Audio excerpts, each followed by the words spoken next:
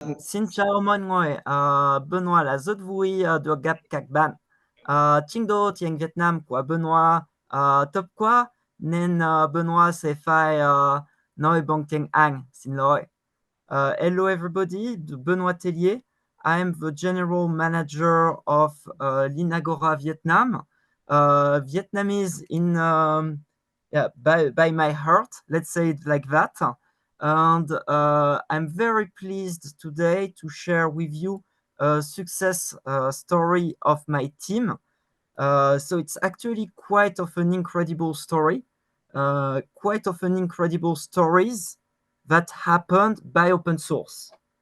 Because actually one day I got a phone call from a potential customer saying that they have been starting using James on their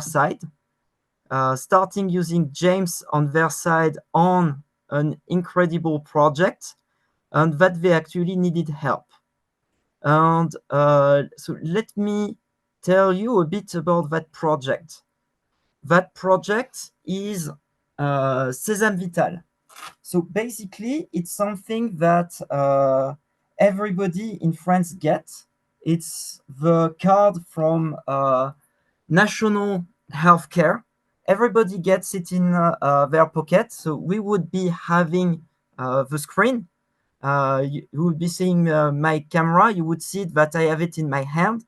And with that card, when I go buying drugs, when I go to the doctor, I actually get repaid directly on my bank account for all of my expenses.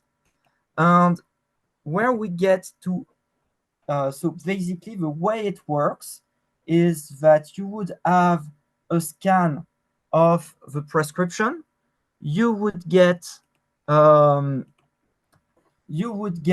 also the bill that would transit by email to the CNAM, National Healthcare Center, and to your complementary insurances, for example, here, AXA. And then you would have read receipts being sent to acknowledge the fact that documents were well received. This system was designed in 1980. This system involves more than 200 partners, especially on the complementary health insurances. So it's a very hard problem to change. And because it had been designed in the 80s, it is using email. And this is where we come down to James. It's that you have a crazy volumes of email to make transit per day. We are speaking of 5 million of emails, 500 gigabytes of emails per day. And that platform needs to keep data available for the healthcare center 15 days. So we are really speaking about a high volume of data, but it's also the backbone of the healthcare system. So actually, it really needs to be always up. So we needed to design an active solution based on 3 data centers so that we could survive any kind of failures. So basically, the system is geo-replicated between 3 data centers, and we are using a technology called Cassandra, NoSQL database that is leveraging eventual consistency to deliver this level of availability. Last but not least, over the time, the system evolved to offer more features. So basically, we needed to be able to save and archive any incoming email and be able to implement a restoration process based on specific criteria. For example, some specific subpart of a subject that follows a very specific format of the French healthcare system. Of course, we need traceability, We need to control formats, the MIME arrangement of the mails, and ensure that it's a format that is valid as per the healthcare system specification. We need to handle read receipts. We also have a purge, so something to come and delete in batch the data after 15 days. Like that, it looks simple, but the devil is in the detail. And if a user is inactive for long enough, you need to suspend the purge and avoid clearing his data. So it's not the classical purge. You really need to have logic to see is the user active or not, and so on and so on. And last but not least, it's not the same thing to manage emails for 1 million people that receive 500 mails than to manage it for 500 mailbox that receive up to 1 million emails each. So actually, we needed to also completely refactor and change the storage engine. We did use a time series actually to leverage some limitations of Cassandra and be able to deliver that kind of scalability at the level of a single mailbox. There's a couple of other debug related features and so on and so on. So as you see, it's not taking off the shelf an email server. You need to develop side features with around that email server in order to match the requirements of the public platform needs. So one of the software that was meeting the requirement, I'm actually very proud because the customer, so GIE Sesam Vitale is the one organizing the platform, but it's being operated by a company called DocaPost. And we were helping DocaPost on some very picky technical details. I'll cover them later, I promise. And they actually selected Apache JAMES by themselves, do a proof of concept by themselves, and they did also actually 80% the not too tricky custom developments by themselves. So actually the entire documentation is kind of self-sufficient. So if you want to do that kind of project at home with Apache JAMES, it will be possible. So what is Apache JAMES? Apache JAMES is the email server from the Apache Foundation. If you are here today, it means that you are at least interested a bit into what Open Infra Foundation is. Apache JAMES, it's kind of the same. There are some subtle differences, like the Apache Foundation do not recognize companies. So in the board of directors, you don't have companies, but you have the same emphasis on meritocracy. And Apache is really intended as being vendor neutral. We speak of the Apache way, which means that we build communities first. We are speaking of communities as code. And to do that, we respect everybody in the community. We are inclusive, and we take decisions based on consensus, which means that we try very hard to solve all of the conflicts. And the Apache Software Foundation have been very successful doing that. I'm pretty sure that there's a lot of software that you do use daily that do actually come from the Apache Software Foundation. And here you have the list. Apache JAMES, actually, it's a historical project from the Apache Software Foundation that was first part of the Jakarta project. It was the Jakarta project part of email.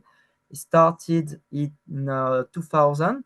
And when the Jakarta project exploded in 2003, it was established as a standalone project. So it's actually surprisingly one of the core projects of the Apache Software Foundation that even some officers of the Apache Software Foundation have been part of for quite some time. So basically also we are very involved not only to Apache JAMES, but we are also very involved into making new email standard emerge. So one of the reasons we do use Apache JAMES is the availability of new generation email protocols that do actually solve today's needs regarding synchronizing email with devices. So basically, even the team in Vietnam, you can see LINAGORA Vietnam written in small around here. We are actually part of the normalization process on the JMAP protocol within the IETF workgroup. And not only that, but also on top of the JMAP protocol, we are building a multi-platform email client that do actually allow to read your mails on any device, on iOS, on Android, using the JMAP protocol. And we are the only one to propose such a wide range of platform with the JMAP protocol. And again, Teammate client is completely free. But one of the big reasons James was chosen in that very project is because it is horizontally scalable, which means that the server, Apache JAMES server, is completely stateless. We no longer do email in the 90s with a file system and complex sharded architecture. We do actually have a stateless mail server that relies on standard, modern, NoSQL components that scale linearly and that handle the states.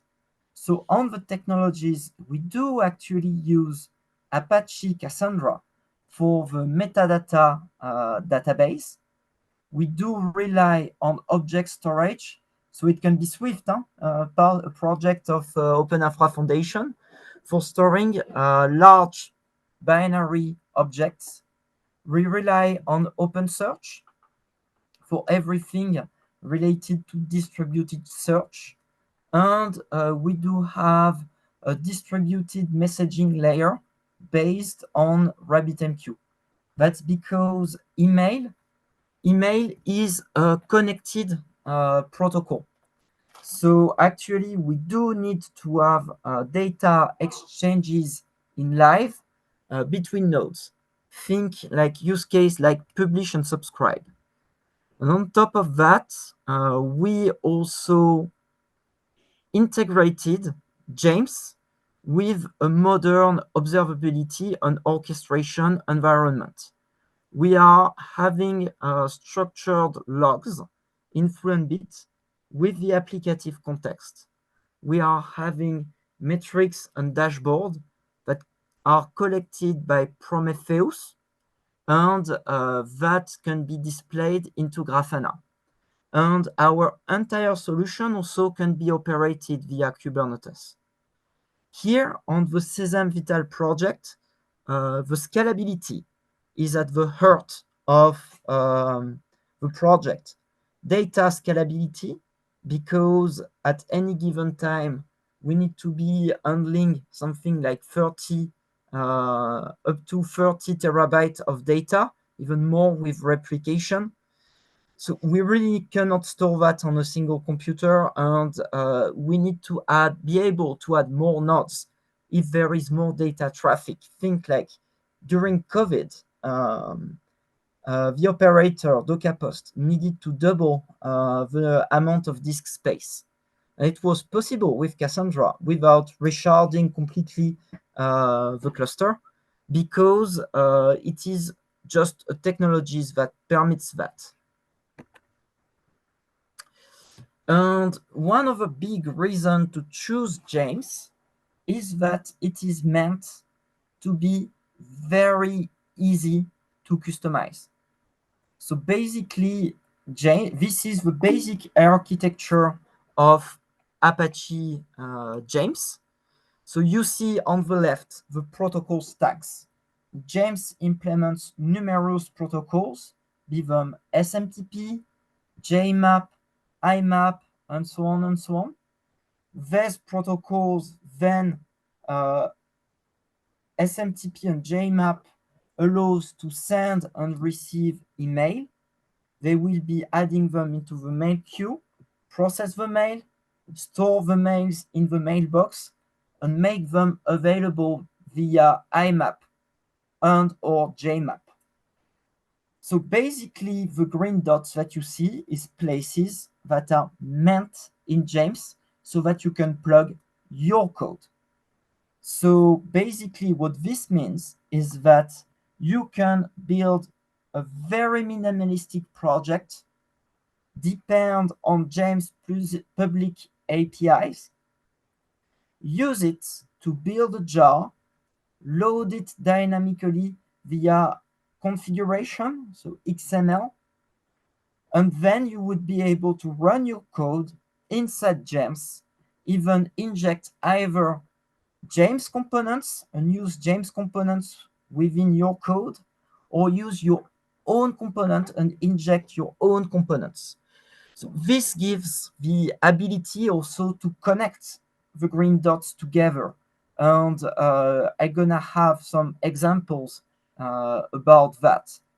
For example, you could have a mailbox listener so that reacts on the events of a mailbox that can create a view that is then queried by the new web admin routes, allowing to increase the administration power of Apache James. That's an example. So basically, what needed to be done is to customize a bit for POP3 for accountability, especially output all the traceability upon reading emails to the customer system. So we needed to load custom handlers for POP3. We did design a custom mailbox to cope with storage requirements. The mail processing was heavily modified with many components for read receipts, for forwarding email to external addresses, for managing some buffering, so for inactive users, and so on and so on. Basically, we were both able to define extensions via an external minimalistic project, but we also needed to completely overload the storage engine in order to cope with per mailbox data volumetry. And this is a little story that I want to tell you, because this talk is not just about bragging, it's also about telling real world story, real war stories. So basically, let's start with Cassandra. Cassandra is a distributed database. You can think of it as a column database. So, but for the purpose of that talk, let's concentrate, let's just go down to a key value use case. So I've got a key here, A, and then I store a value on it, let's say 1. And I've got the customer that will, the driver from the application that will want to save 1 into the value A. And to do that, it will speak to all of the nodes implied on the replication on that very key and save to them, store 1. And the nodes do store value 1. Now, let's say that I want to delete it. Okay, so coming from SQL world, from MongoDB world, you think, okay, I just need to delete the data, and because at least at the key level I'm strongly consistent, then I don't need to do anything and worry. Well, it's wrong. It's wrong because if one of the deletes fails, then I've got not one and not two that stores no data because I would have been deleting the data. But on node 3, I do still store the data. The node is down for whatever reason, but I do still store the data. And in the future, when that node comes up again, and I do repair the data, then actually the data would be propagated to the other nodes. And I've got a problem, which is that a data that I have been deleting did come up again, was resurrected back from the dead. Do you know how we can solve that issue? Do you know how that issue is solved in Cassandra?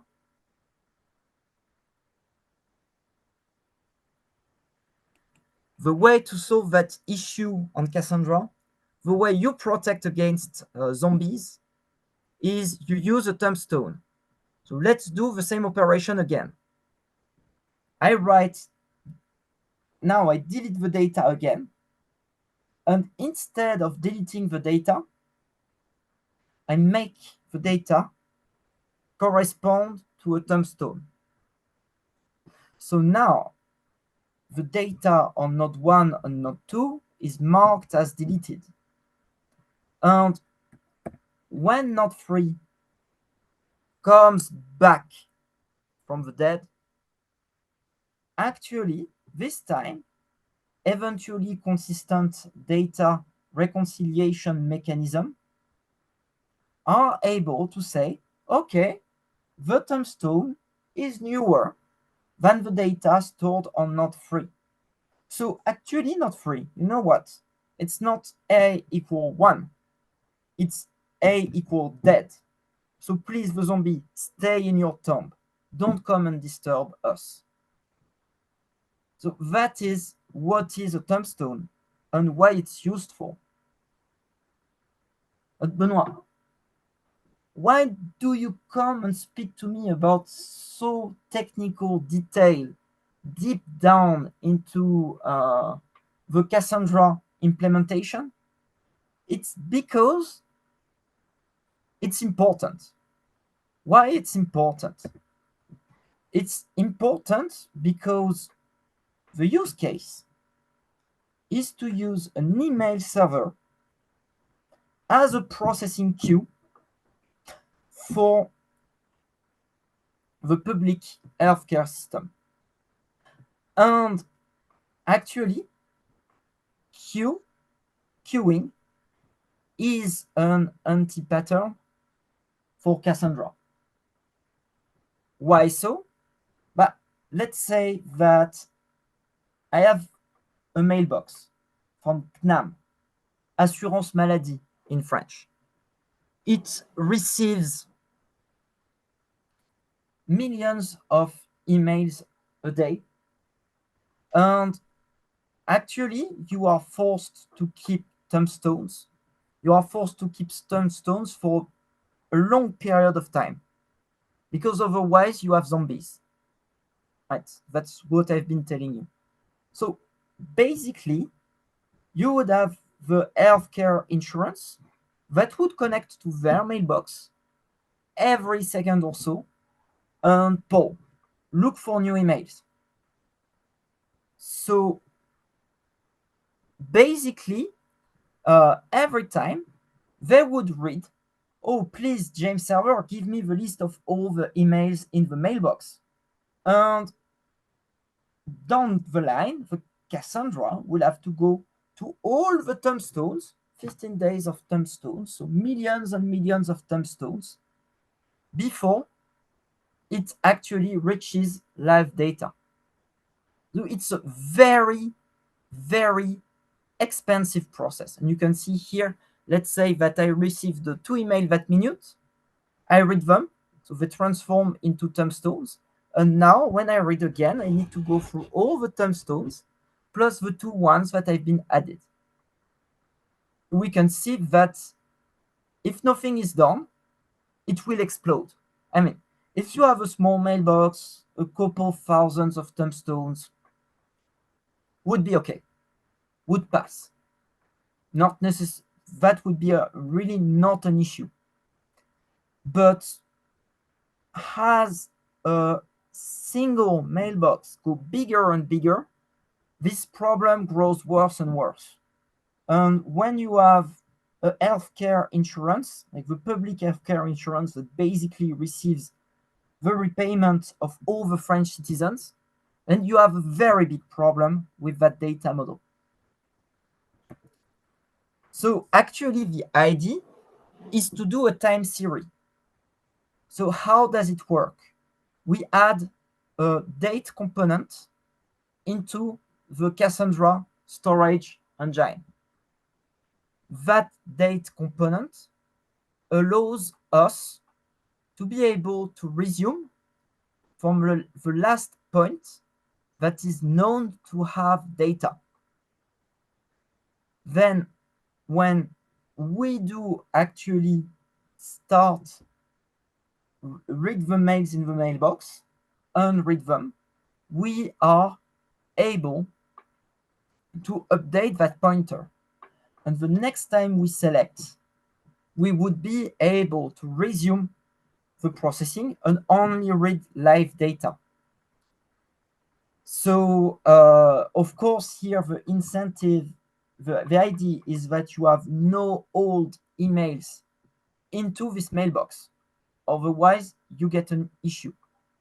But basically, the way the system works is that the system keeps their inbox empty. So we actually have no problem with that. That will follow this pattern. So we'll be safe. And you see that now we just read the right part of the time series and we are actually able to completely skip the tombstones. So that's great. We've been designing a super solution. How does it stand against reality? So we deployed it, worked great. And at one point, I got a phone call. I got a phone call saying that, hey, Benoit, we've got a problem. We've got repayment blocked for one entire healthcare company. Okay, so it looks weird. So we connect, we look at the problem, and we found out that there was an entry into the POP3 mailbox that don't correspond to some contents. Okay, it's super weird. It's not supposed to, so basically that's what you have on the left. You have a metadata that corresponds to nothing. And this is impossible. This is impossible because basically we write data first, metadata later, and we delete metadata first and delete the data later. This means that we can have bundling data that is not referenced into things exposed to the client, but it do also means that there's no way that deleted data is exposed to the customer, to the client. So here you have a little sketch that got metadata A that refers data A, that refers entry A, that refers data. So if I delete, I start by deleting the data. Then I would delete the data, right? And what happens is that the metadata failed on one of the nodes. So metadata was not deleted on node 3. So the way you see things, if you read it right now, is everything is deleted, because basically you would read on at least 2 nodes and merge the data in order to get a good view of it.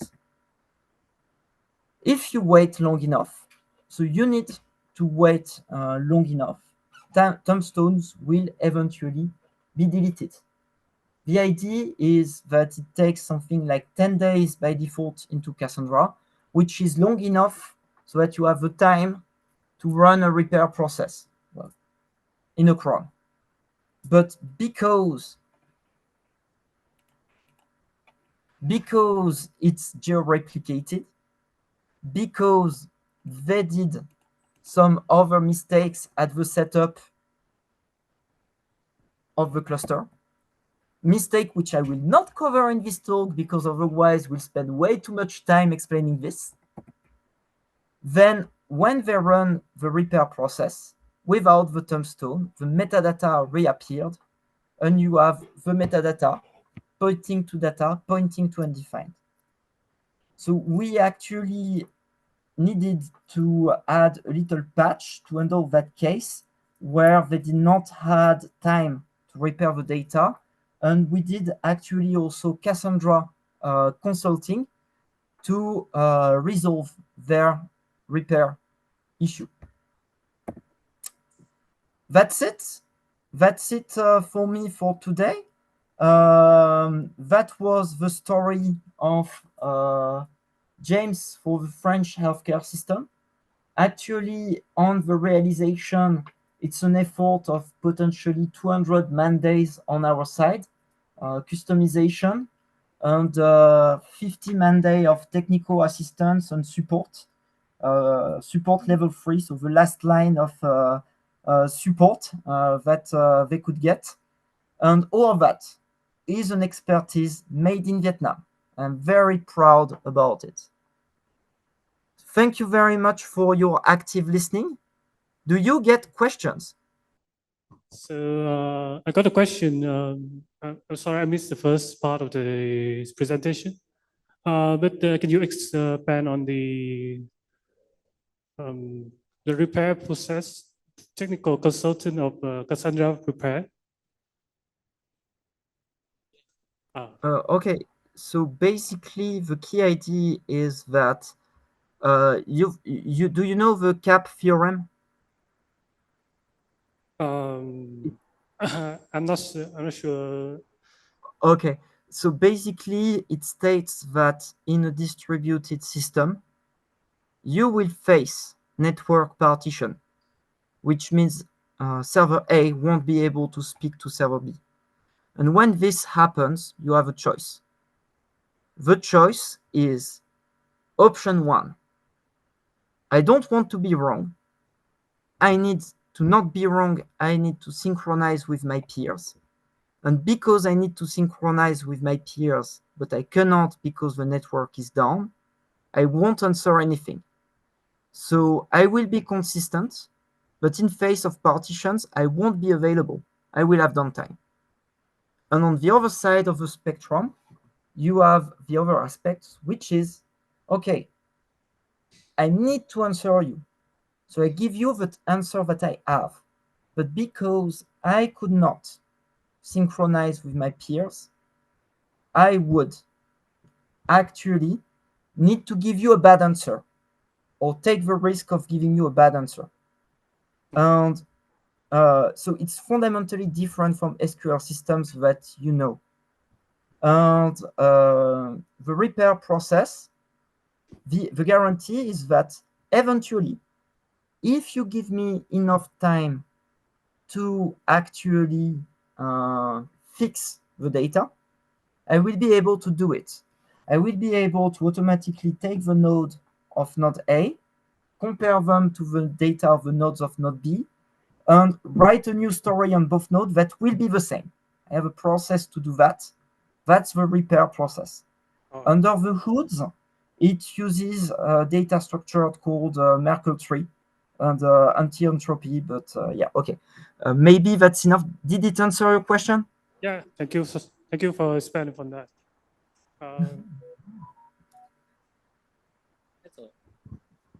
So anyway, if you have any Cassandra-related questions or need any Cassandra-related help, you can take Max, the business manager of LINAGORA Vietnam card, and we'll be glad to discuss that with you if you need it. Okay, thank you, Benoit. So this is the end of the session. So maybe if anyone in this room had a question for the speakers, so you can like ping him via the emails on slides.